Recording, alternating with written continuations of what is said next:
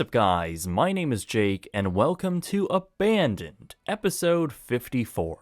In a country and economy where it only seems that indoor shopping malls are closing, in 2019, a highly controversial outlier broke that closing streak. On the side of the New Jersey Turnpike sits the American Dream Shopping and Entertainment Complex, formerly known as Meadowlands Xanadu. A name I'm sure for residents who live close by sends shivers through them. So today let's take a look at the shopping center that became the second largest mall in America, one that's been through multiple delays, sat abandoned for years, and even today has an uncertain future. It all began in the mid-1990s when the Mills Corporation began talks of constructing a shopping center.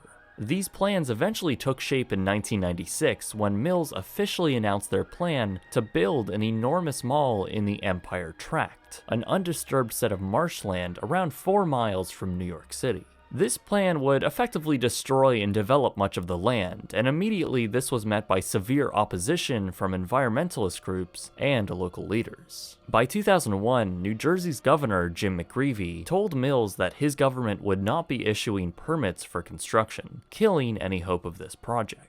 Though a year later, the New Jersey Sports and Exposition Authority came up with a solution for Mills's environmental issue. Actually, they wanted a new and major development in their area, and started a contest to which they would award the land rights to a developer of their choosing. They had a somewhat open plot of land bordering their Continental Airlines arena, which was currently only used for parking. So the Mills Corporation, along with their partners McCallie Realty, set out to take advantage of this idea and retooled their mall project into something brand new that they called the Meadowlands Xanadu.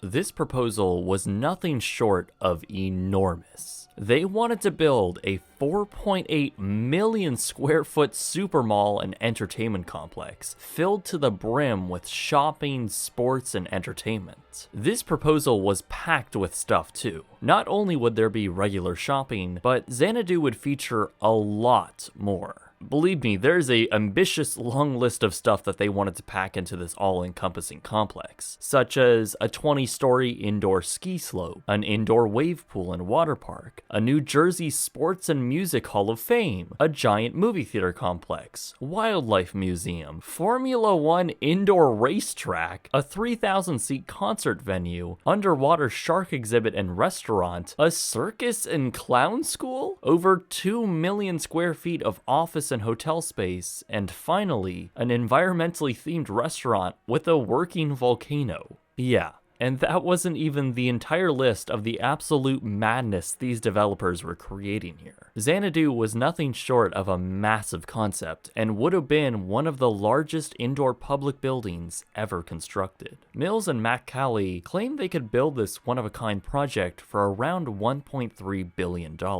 which today is around $1.8 billion. And Xanadu was submitted alongside many other proposals, including ones from Westfield and Hart's Mountain Industries.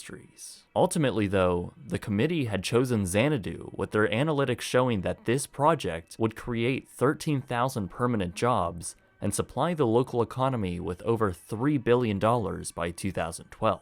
So the Meadowlands Xanadu was given the green light, and ground was broken on September 29, 2004, with a tentative opening date of 2007. But then came the problems. As construction continued, the Mills Corporation was now under investigation by the Securities and Exchange Commission. They were apparently facing financial problems and couldn't support the mega development. So they sold their partially built Xanadu property to Colony Capital for around $500 million. The Mills Corporation ultimately went on to be acquired themselves and eventually dissolved by the late 2000s. By now, the majority of the main building had been constructed, with the completion date of around 2008, and a number of large retailers already signed on to be day one stores, making around 60% of the mall leased out. As the entire footprint took shape and the indoor ski slope rose above the asphalt, the exterior was painted, which many residents already thought was tacky and an eyesore. To pile on even further, Colony Capital announced they would be adding an observation wheel to the project with a huge Pepsi logo plastered across the side, all while pushing the opening date another year to the summer of 2009. But Then came the housing crisis and the accompanying recession, two very catastrophic events to happen while building a supermall. By May of 2009, Xanadu was over 80% complete and almost 90% complete in the interior common spaces. The snow slopes were just about finished, as were the interior lobbies with the massive LED cone displays. But as the financial crisis worsened, one of the main construction lenders was a subsidiary of Lehman Brothers, who had just become the largest bankruptcy ever. So when they went under, much of the financing dried up and the construction site was short around $23 million. Work immediately stopped as Colony was not able to secure enough money to continue. Xanadu sat abandoned and incomplete from this point on. Essentially just the shell of a mega mall which never made it to their projected opening date. During the financial crisis, retailers were especially hit hard as consumers weren't buying as much as they did prior. Having a future opening date in a mega mall, one that itself is in a rocky position, was too big of a commitment for the large brands. Xanadu was hemorrhaging future tenants, and Colony, as well as the New Jersey Sports and Exposition Authority, were seeking ways to get the complex open. After trying to sell the property off, nothing had worked, and even after changing the name simply to Meadowlands, the building sat abandoned. In February of 2011, a 150-foot section of the ski slope's roof had collapsed, ironically due to ice buildup. This was yet another delay as the structure sat unfinished. Finally though, in April of 2011, a deal was made with a new owner. The 555 Group, the same owners of Mall of America and the West Edmonton Mall, had agreed and secured a $700 million loan to finish the project.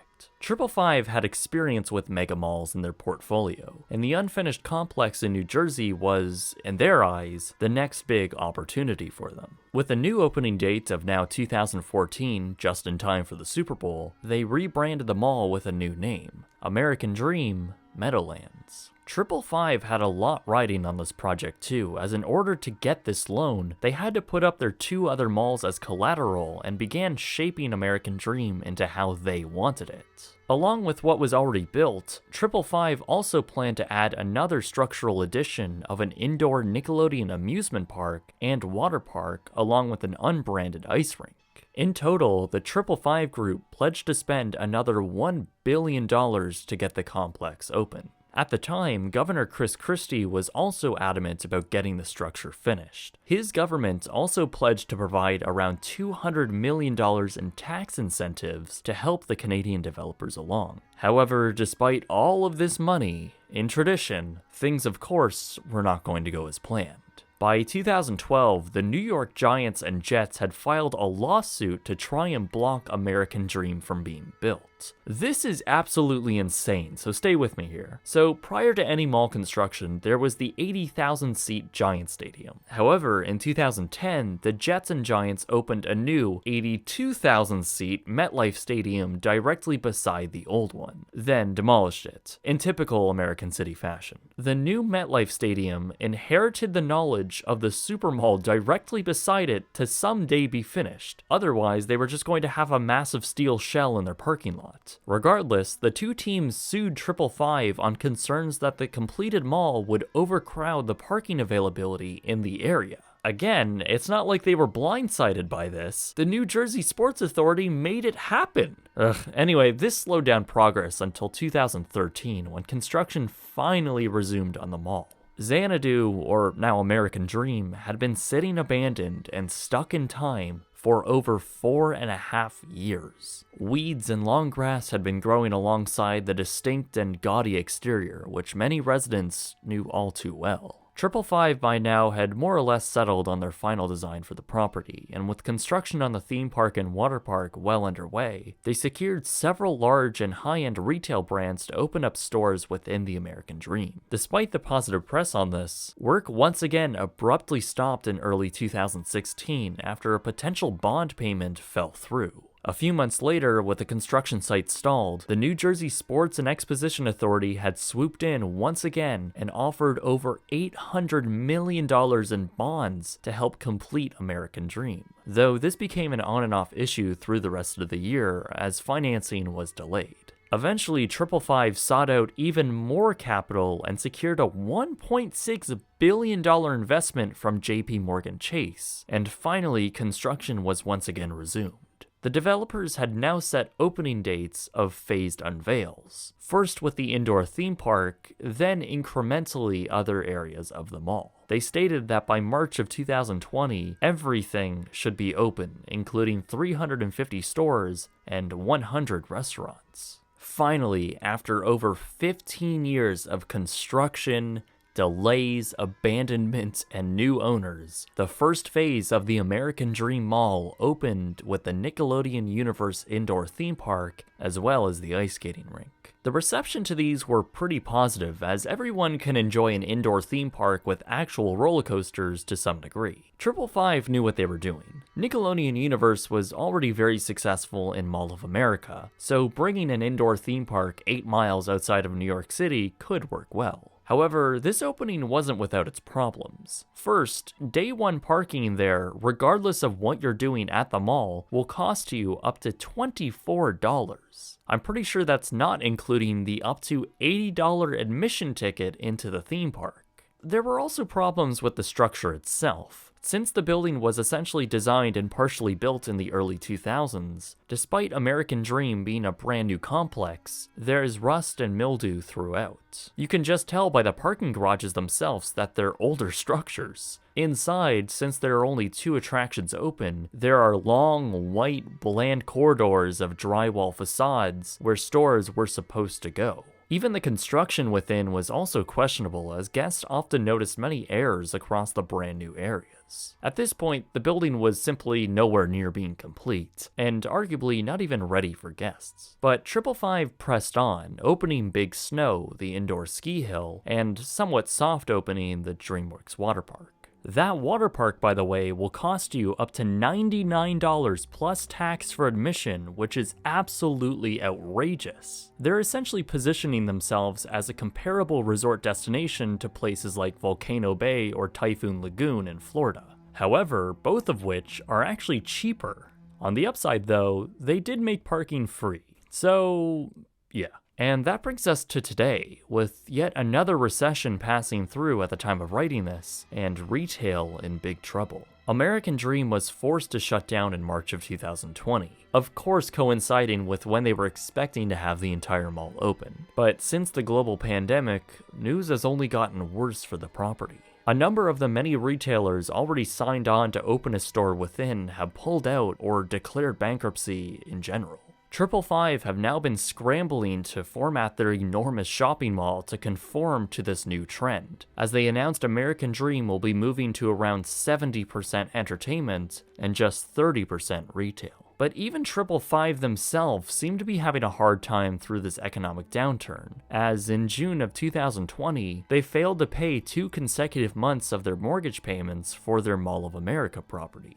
According to Bloomberg, 555 is in around $5 billion worth of debt, which isn't comforting news for the New Jersey Supermall's future. When you take a step back and look at this whole mess, it is truly staggering how poorly executed and unlucky the people behind this horrific project were. Plans were getting going in 1996. That was over 23 years ago, and the mall is still not fully open. If you want to see how truly bizarre the construction process was for the property, all you need to do is look at it from the sky. You can see in 2005, the first structure built was one of the parking garages. However, for some reason, a brand new parking lot was paved next to it, then immediately built on top of. You'll also notice that a footbridge to the Giants Stadium was extended to connect to this new garage. But 2 years later, it too was demolished so the rest of the Xanadu structure could be built. I mean, who was the project manager and why was it done this way? It just seems like such a waste of time, materials, and money. It makes no sense to me. Now, as a sort of finished mall, 555 estimates 40 million people a year will visit American Dream, which seems like an overly optimistic projection for an otherwise seemingly cursed project. When it was all said and done, the property ultimately cost over $5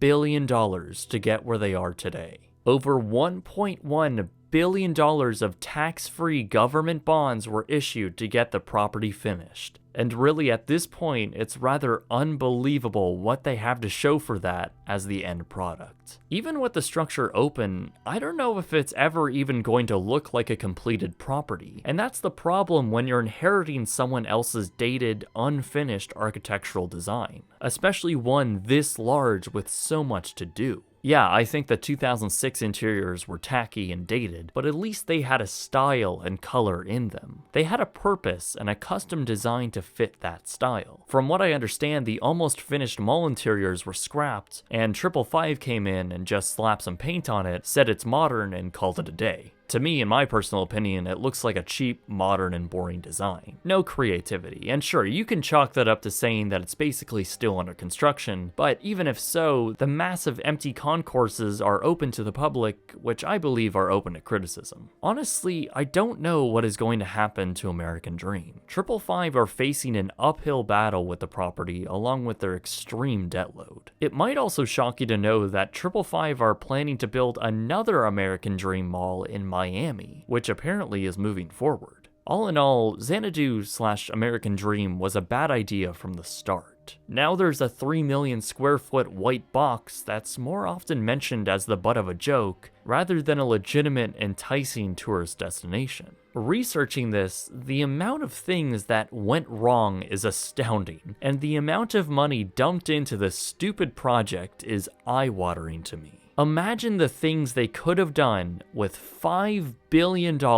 instead of building this mall. Honestly, think about that. It really is staggering, and only time will tell what the true reception of this entertainment complex will be once it's fully open. Who knows, maybe it'll actually be the next big tourist attraction in the area. I honestly do hope it is successful, and even I want to visit it just out of morbid curiosity. But I think it's safe to say that most people don't want to think of this as the American Dream. Thanks for watching this episode of Abandoned, and if you like my videos and you want to support my work, Patreon is the best place to do so. I recently just completely overhauled the entire page with a bunch of brand new perks. I also introduced brand new exclusive merchandise that you can only get on there, like Polaroid prints, t-shirts, mugs, stickers, and fine art. You can also see new videos a week before they go public, and get your name at the end of each video. Support there goes directly into making these videos better, and helps me make other exciting new content. If you're interested, a link to the page will be in the description below, or you can just type in patreon.com/BrightSunFilms. Anyway guys, my name is Jake, and thank you very much for watching.